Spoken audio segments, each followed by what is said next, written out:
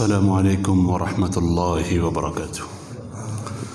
الحمد للہ وحدہ والصلاة والسلام علی من لا نبی بعدہ۔ الحمد للہ رب العالمین والصلاة والسلام علی سید الانبیاء واشرف المرسلین وعلی آلہ واصحابہ ومن تبعهم بإحسان إلى يوم الدین۔ قال تعالى بعد أعوذ بالله من الشيطان الرجيم بسم الله الرحمن الرحيم والذين معه أشداء على الكفار رحماء بينهم وقال النبي صلى الله عليه وسلم إن الهجرة تهدم ما كان قبلها أو كما قال صلى الله عليه وسلم۔ میرے محترم بھائی اور دوستو، پچھلے جمعے ہم نے آقا صلی اللہ علیہ وسلم کی ہجرت کا بیان کیا تھا کہ کیسے حضور صلی اللہ علیہ وسلم مدینہ منورہ میں پہنچے اور کیسے ان کا استقبال کیا گیا۔ حضرت برا بن عازب رضی اللہ تعالیٰ عنہ فرماتے ہیں، حضور صلی اللہ علیہ وسلم کی مدینہ آمد پر جس طرح سے میں نے مدینہ والوں کو خوشیاں مناتے دیکھا، جس طرح میں نے ان کو خوشیوں سے چمکتے چہروں کے ساتھ دیکھا، ویسا نہ پہلے کبھی دیکھا نہ اس کے بعد دیکھا۔ حضرت انس رضی اللہ تعالیٰ عنہ جو حضور صلی اللہ علیہ وسلم کے چھوٹے سے خادم تھے، جب آپ کی آمد ہوئی 10 سال کے تھے، جب آپ صلی اللہ علیہ وسلم نے دنیا سے رحلت فرمائی تو 20 سال کے تھے۔ 10 سال حضرت انس حضور صلی اللہ علیہ وسلم کے خادم رہے ہیں، ان کی کیا شان ہوگی، ان کا کیا مقام ہوگا کہ 10 سال تک مدینہ منورہ میں حضور صلی اللہ علیہ وسلم کی بے شمار یادیں، آپ کے گھروں میں آنا جانا، آپ کے کام کرنا، آپ ان کو بالکل اپنے بیٹوں کی طرح کام کہتے تھے اور وہ بھاگتے ہوئے جا کے حضور صلی اللہ علیہ وسلم کا کام کیا کرتے تھے۔ حضرت انس رضی اللہ عنہ فرماتے ہیں، حضور صلی اللہ علیہ وسلم جب مدینہ منورہ آئے تو آپ کی آمد سے مدینہ منورہ کا ذرہ ذرہ چمک اٹھا، اور جس دن حضور صلی اللہ علیہ وسلم اللہ کے پاس تشریف لے گئے تو اس دن میں نے دیکھا کہ مدینہ کی ہر چیز پر ظلمت چھا گئی۔ حضور صلی اللہ علیہ وسلم مدینہ منورہ میں تشریف لے جا کر سب سے پہلے مسجد نبوی کو تعمیر فرمایا، اور اس کے بعد حضور صلی اللہ علیہ وسلم نے صحابہ رضی اللہ تعالیٰ عنہم میں رشتہ مؤاخات قائم فرمایا۔ مہاجرین اور انصاری صحابہ رضی اللہ تعالیٰ عنہم کو آپس میں بھائی طے فرمایا۔ حضور صلی اللہ علیہ وسلم ایک مہاجری کو بلاتے، ایک انصاری کو بلاتے اور فرماتے کہ اب تم دونوں بھائی ہو۔ چونکہ مدینہ منورہ میں جو لوگ مکہ سے ہجرت کر کے آئے تھے وہ تو اپنا سب کچھ گھر بار کاروبار اپنا سب کچھ مکہ میں چھوڑ کے گئے تھے، تو اس لیے حضور صلی اللہ علیہ وسلم نے ایک مہاجری کو ایک انصاری کا بھائی بنایا، تاکہ وہ انصاری وہ اپنا تو اس کا کام چل رہا ہے، وہ اس کا بھی بوجھ اٹھائے، اس کی مدد کرے، اس کی رہنمائی کرے، ہر معاملے میں وہ اس کا ساتھی ہو۔ اس لیے حضور صلی اللہ علیہ وسلم نے رشتہ مؤاخات قائم فرمایا۔ آپ اندازہ فرمائیں کہ آپ صلی اللہ علیہ وسلم کے کہنے سے یہ دو ایسے جڑتے تھے کہ سگے بھائی ایسے نہیں جڑتے۔ حضور صلی اللہ علیہ وسلم کی محبت ان کو آپس میں باندھ دیتی تھی۔ جب آپ کسی کا بھائی بناتے تھے، نہ کوئی خون کا رشتہ ہے، نہ کوئی وطن کا رشتہ ہے، نہ کوئی حسب نسب کا رشتہ ہے، کسی قسم کا رشتہ نہیں ہے، رشتہ ہے تو محمد صلی اللہ علیہ وسلم کی محبت کا، ایمان کا رشتہ ہے، اللہ رب العزت کی محبت کا رشتہ ہے۔ وہ ایسے بندھ جاتے تھے کہ ہر انصاری کی یہ تمنا تھی کہ مجھے کوئی مہاجری بھائی مل جائے، ہر ایک کی یہ تمنا تھی، حتیٰ کہ قرعہ ڈالنا پڑا۔ ایک مہاجری ہیں، ان کو یہ انصاری بھی کہہ رہے ہیں یا رسول اللہ ان کو میرا بھائی بنائیں، دوسرے کہہ رہے ہیں میں اس کی مہمان نوازی قبول کرتا ہوں، تیسرے کہہ رہے ہیں یا رسول اللہ اس کو میرے پاس آنے کا موقع دیجئے، میں اس کی خدمت کروں گا۔ اب کیسے فیصلہ ہو؟ ان میں قرعہ ڈالنا پڑا کہ یہ مہاجری صحابی اس کی میزبانی کون کرے گا، اس کی مہمان نوازی کون کرے گا۔ آپ اندازہ فرمائیں کہ اس طرح حضور صلی اللہ علیہ وسلم کی محبت نے ان کو آپس میں باندھ دیا تھا۔ کوئی رشتہ داری نہیں ہے، کوئی سابقہ تعلق نہیں ہے۔ پہلی دفعہ انصار صحابہ مہاجرین کو دیکھ رہے ہیں اور پہلی دفعہ ہی میں ایمان کے رشتے نے ایسا مضبوطی سے باندھا کہ صرف اور صرف حضور صلی اللہ علیہ وسلم کے کہنے پر اس طرح سے سب کچھ ان پر نشاور کر دیا۔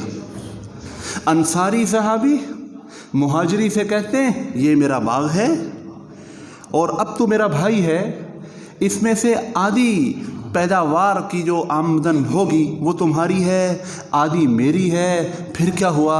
اگر آپ کو کھیتی باڑی نہیں آتی، کھیتی باڑی میں کروں گا، محنت زمین پہ میں کروں گا، اس کے بعد جو آمدن آئے گی وہ ہم دونوں آدھے آدھے کر لیں گے۔ اور یہاں تک ہوا کہ ایک انصاری کی 2 بیویاں، انہوں نے اپنے مہاجری بھائی سے کہا کہ بھائی تجھے رسول اللہ صلی اللہ علیہ وسلم نے میرے ساتھ جوڑا ہے، تو میرا بھائی ہے، میری 2 بیویاں ہیں، تیری ابھی شادی نہیں ہوئی، میری دونوں بیویوں میں سے جو تجھے پسند ہے مجھے بتا دے، اس کو میں طلاق دیتا ہوں تو اس کے ساتھ شادی کر لے۔ یہاں تک محبت کے مناظر دیکھنے کو ملے۔ یہ کوئی خانہ پوری نہیں تھی، یہ ایمان کا رشتہ تھا جو سب رشتوں سے بڑھ کر تھا۔ حضور صلی اللہ علیہ وسلم نے ان کو آپس میں جوڑ دیا۔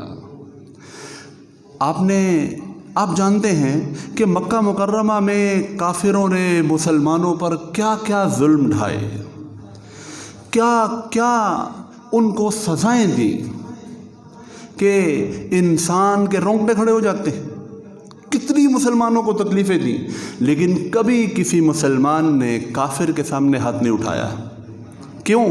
کیونکہ حکم نہیں تھا فاعفو واصفحو، معاف کرتے رہو، درگزر کرتے رہو، حتی یأتی اللہ بامرہ، جب تک اللہ کا حکم آئے گا اس وقت تک ہاتھ اٹھانے کی اجازت نہیں۔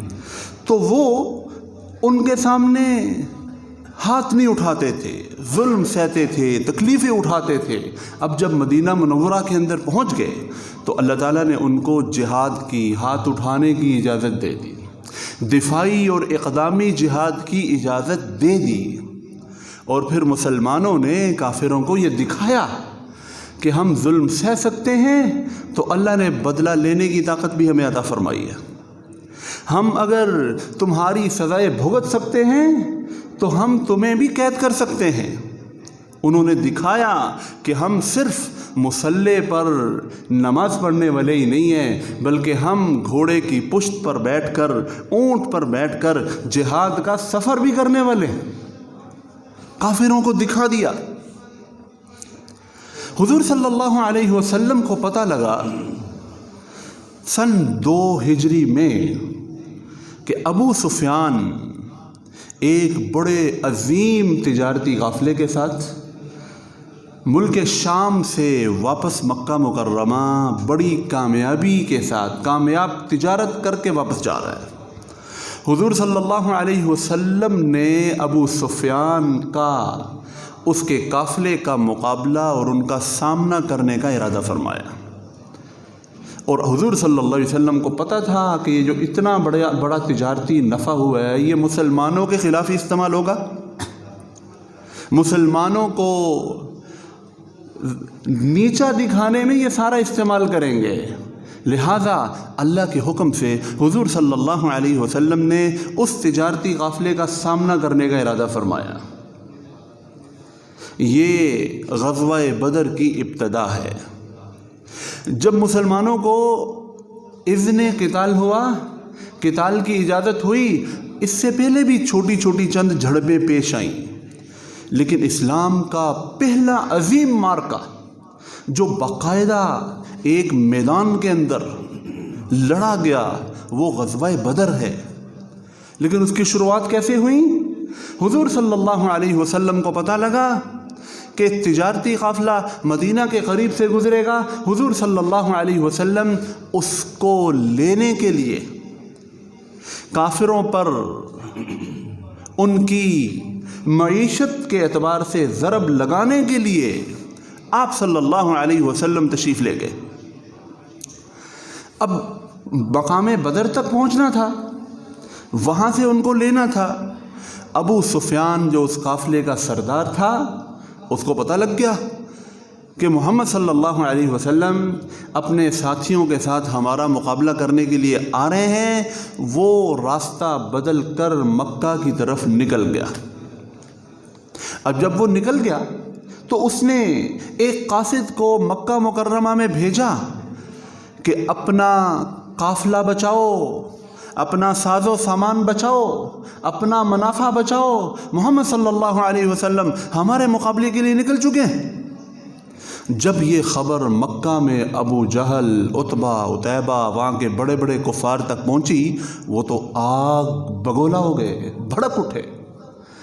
انہوں نے کہا کہ ہم تو اب ان کی اینٹ سے اینٹ بچا دیں گے، نیست و نابود کر دیں گے، بڑے بڑے دعوے.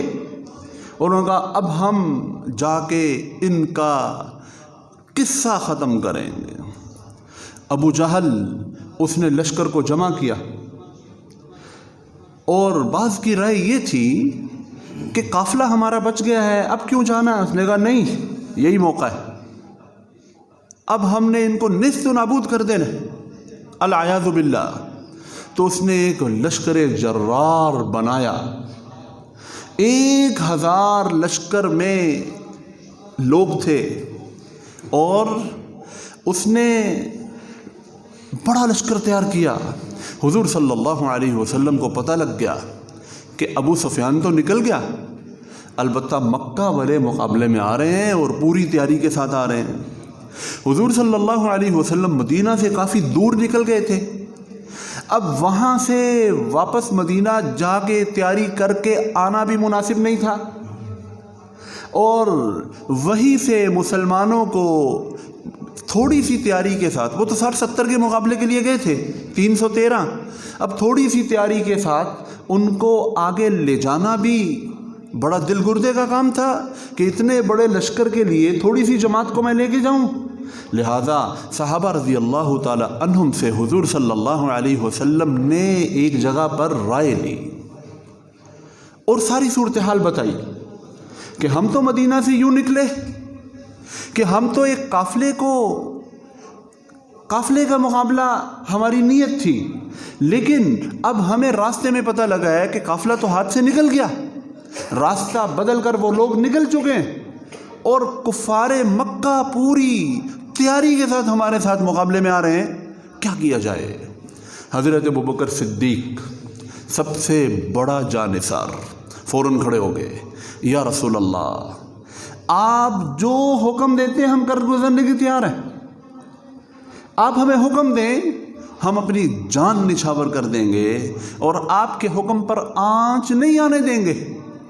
حضور صلی اللہ علیہ وسلم نے صدیق اکبر رضی اللہ عنہ کی رائے سنی، دوبارہ وہی مشورہ لینے والی بات دہرائی کہ کیا کریں. سیدنا عمر کھڑے ہو گئے، انہوں نے بھی حضرت ابوبکر رضی اللہ تعالی عنہ جیسی جانثاری کا اظہار کیا.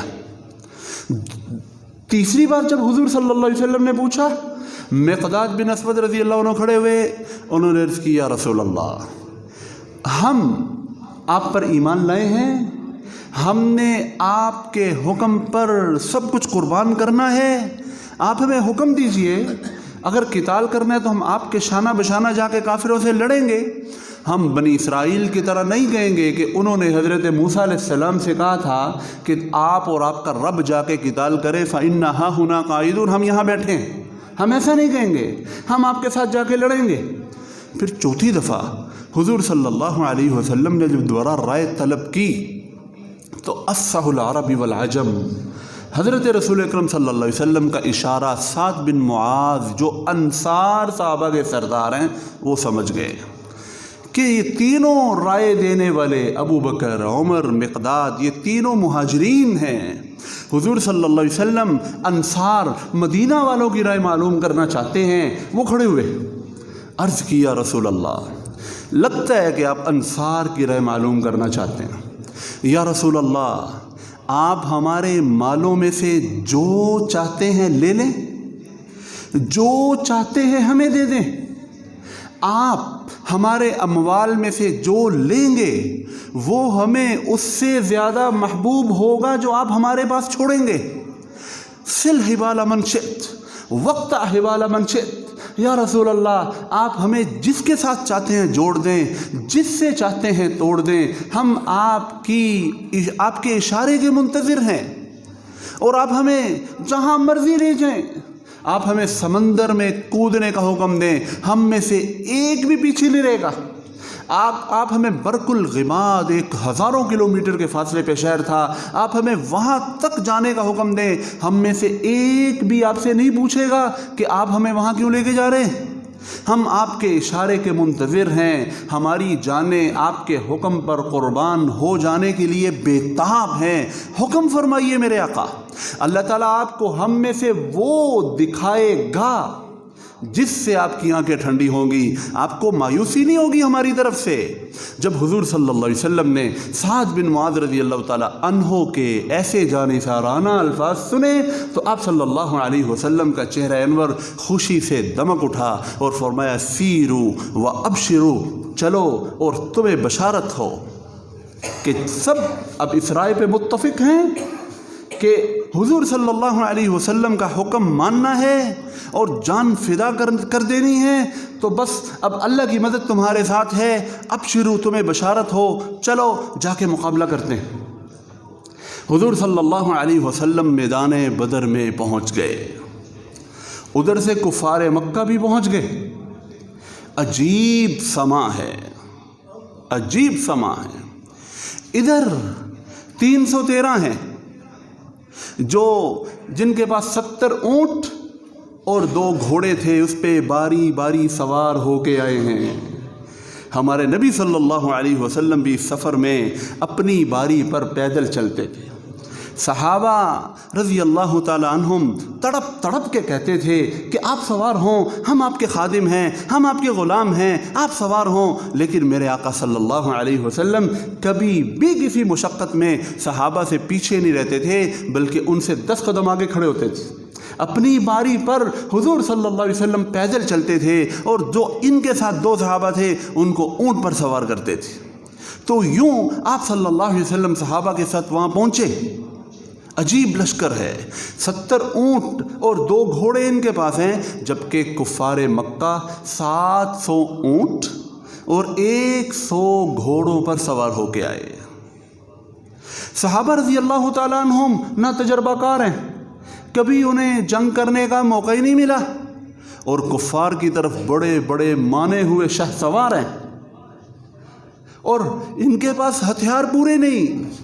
313 ہیں، کسی کے پاس نیزہ ہے، کسی کے پاس چھوٹی سی تلوار ہے، کسی کے پاس کمان ہے تو تیر نہیں، کسی کے پاس تیر ہے تو کمان نہیں، کسی کے پاس چھری ہے، کسی کے پاس ہتھیار ہے ہی نہیں، یوں بے سر و سامانی کے عالم میں ہیں۔ اور کافر لوگ 600 ان میں سے وہ ہیں جنہوں نے زریں پہنی ہوئی ہیں، 500 وہ ہیں جن کے پاس ایک جنگجو کے جو مکمل ہتھیار ہوتے ہیں وہ ہیں۔ صحابہ رضی اللہ تعالیٰ عنہم کو تسلی دینے کے لیے آمنہ کے لال صلی اللہ علیہ وسلم کی دعائیں ہیں، آپ کی ترغیبات ہیں، اللہ کی نصرت کے وعدے ہیں، حضور صلی اللہ علیہ وسلم کا چہرہ انور ہے ان کی تسلی کے لیے۔ اور کافروں کے پاس ابو جہل کے بڑے بڑے جھوٹے کافرانہ دعوے، لات و منات سے پناہ مانگنا ہے۔ ان کے جذبات کو بھڑکانے کے لیے حضور صلی اللہ علیہ وسلم کی احادیث ہیں، آپ کے اقوال ہیں، آپ کے ارشاد ہیں، اور کافروں کے جذبات کو ابھارنے کے لیے ناچنے والیاں ہیں، گانے والیاں ہیں، ڈھول ڈھمکا ہے۔ یہاں ایمان ہے، وہاں کفر ہے، یہاں دلوں پر اللہ نے وہ سکینت طاری کی ہوئی ہے کہ جس کی مثال کوئی نہیں، وہاں तकब्बुर है, घुरूर है, घमंड है, ये कर देंगे, ये कर देंगे, ये कर देंगे। अजीब जंग है, इस तरफ बाप है, उस तरफ बेटा है, सगा भाई इस तरफ है, इसका सगा भाई उस तरफ है।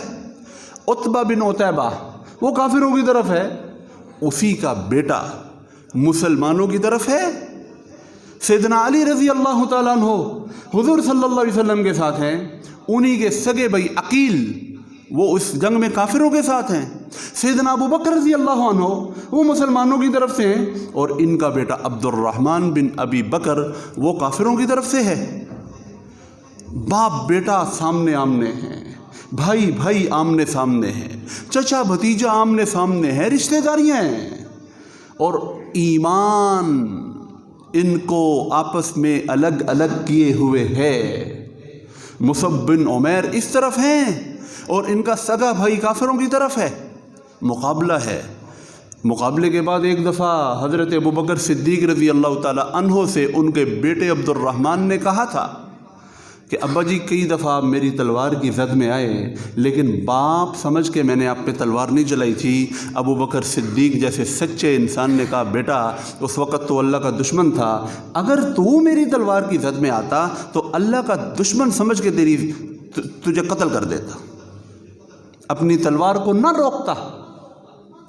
ये सारी की सारी मोहब्बतों का महवर और मरकज़ रसूलुल्लाह सल्लल्लाहु अलैहि वसल्लम की ज़ात है। जो उनका है वो हमारा है, जो उनका नहीं वो हमारा नहीं, अगर जो वो सगा बेटा ही क्यों ना हो। तो अजीब सूरत हाल है। हुज़ूर सल्लल्लाहु अलैहि वसल्लम दुआएं मांग रहे हैं, और बड़ी अजीब दुआ मांग रहे हैं।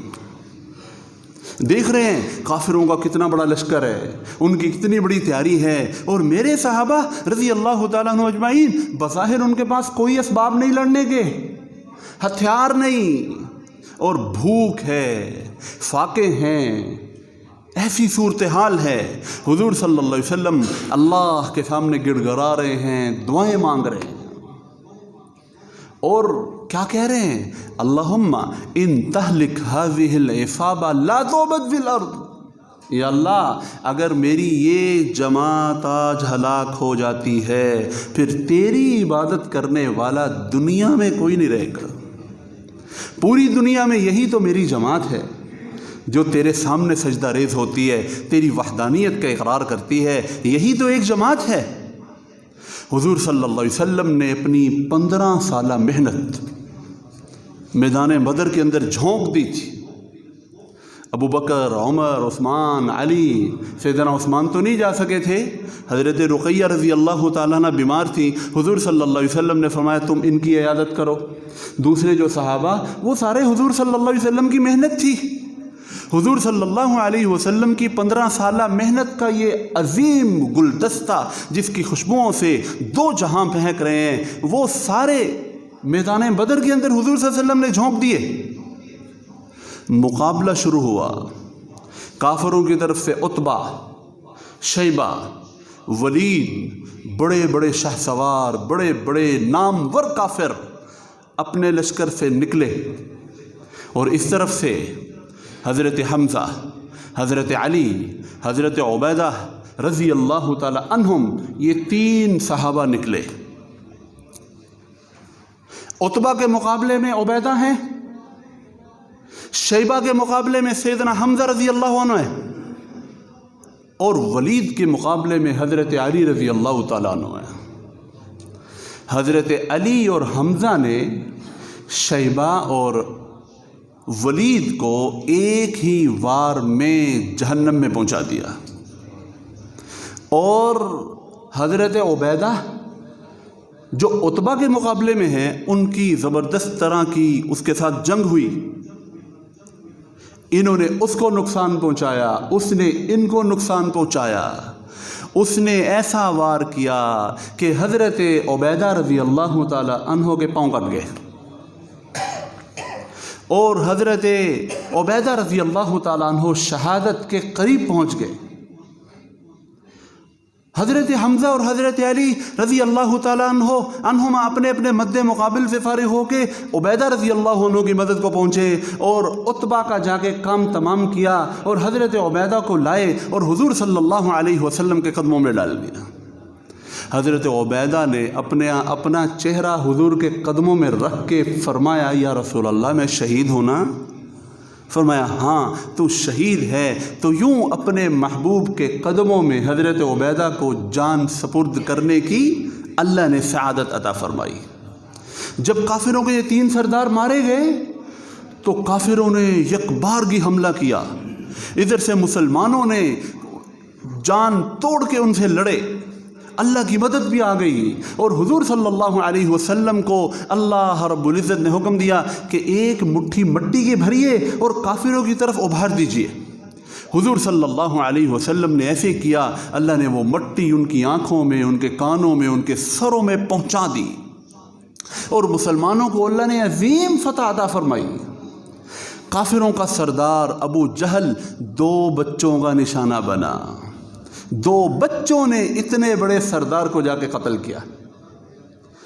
بہت سے کافر مارے گئے اور جب انہوں نے دیکھا کہ ہم تو ہر طرف سے دھر لیے گئے ہیں اور بے بس ہو چکے ہیں، اللہ کی مدد آ چکی ہے، تو پھر وہ بھاگے۔ حضور صلی اللہ علیہ وسلم نے بھاگتے ہوں کو پکڑنے کا حکم دیا، 70 ان میں سے قید ہو گئے، 70 ان میں سے قید ہو گئے۔ حضور صلی اللہ علیہ وسلم نے جب عظیم فتح حاصل کر لی تو حضرت اسامہ بن زید رضی اللہ تعالیٰ عنہ کو مدینہ منورہ میں بھیجا کہ جا کے فتح کی خوشخبری سنائے، اور جب وہ پہنچے ہیں مدینہ منورہ میں اور جا کے کہا کہ مسلمانوں کو عظیم فتح ہوئی ہے، تو وہاں کے منافقین مذاق اڑانے لگے، تمہارا دماغ خراب ہے، یہ کیسے ہو سکتا ہے کہ اتنے بڑے بڑے شہسوار جن کے پاس مال و دولت کی کمی نہیں، ہتھیار کی کمی نہیں، طاقت کی کمی نہیں، اور تم بھوک کی حالت میں بغیر ہتھیار کے کیسے ان پہ غالب آ سکتے ہو؟ انہوں نے کہا اس کا دماغ خراب ہے، یہ ایسے ہی آ کے بولنا شروع ہو گیا، العیاذ باللہ۔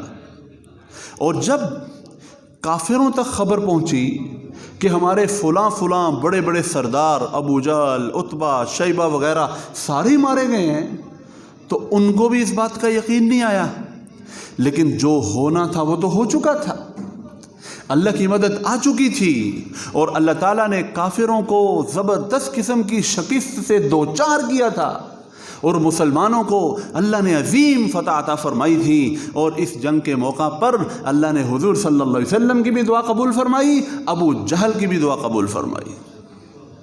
حضور صلی اللہ علیہ وسلم کی دعا، اللہم انجز ما وعدتنی، یا اللہ جی جو وعدہ آپ نے ہم سے کیا ہے اس کو پورا فرما دیجئے اور ہمیں فتح نصیب فرما دیجئے۔ حضور صلی اللہ علیہ وسلم کی بھی دعا قبول ہوئی، اور ابو جہل وہ کیا دعا مانگ کے آیا تھا؟ وہ کہہ رہا تھا دعا میں کہ یا اللہ مجھ میں اور محمد صلی اللہ علیہ وسلم میں تجھے جو زیادہ محبوب ہے اس کو فتح عطا فرمانا۔ تو اللہ نے دونوں کی دعائیں قبول فرمائی اور مسلمانوں کو اللہ نے عظیم فتح عطا فرمائی۔ جب کافروں کی ایسی بری شکست کی خبریں مکہ مکرمہ میں پہنچی تو ہر گھر میں صف ماتم بچھ گئی، 70 کافر مارے گئے تھے، ہر گھر میں صف ماتم بچھ گئی، اور انتقام کی صدائیں گونجنے لگی کہ اب ہم نے مسلمانوں کو چھوڑنا نہیں ہے، ہمارے بڑے بڑے سردار انہوں نے زیر و زبر کر کے رکھ دیے۔ اسی کے نتیجے میں پھر غزوہ احد پیش آیا کہ ابو سفیان جو اس وقت قافلے میں تھے، پہلے غزوہ بدر میں شریک نہیں تھے، بعد میں رضی اللہ عنہ بنے، پھر ان کی سرداری میں اگلے سال سن 3 ہجری میں غزوہ احد پیش آیا۔ وہ انشاءاللہ آئندہ جمعے اس کا خلاصہ عرض کریں گے۔ اللہ تعالی ہم سب کو حضور صلی اللہ علیہ وسلم کا سچا جانثار بنائے، ایمان کی اعلیٰ ترین سطح عطا فرمائے۔ وآخر دعوانا الحمدللہ رب العالمین۔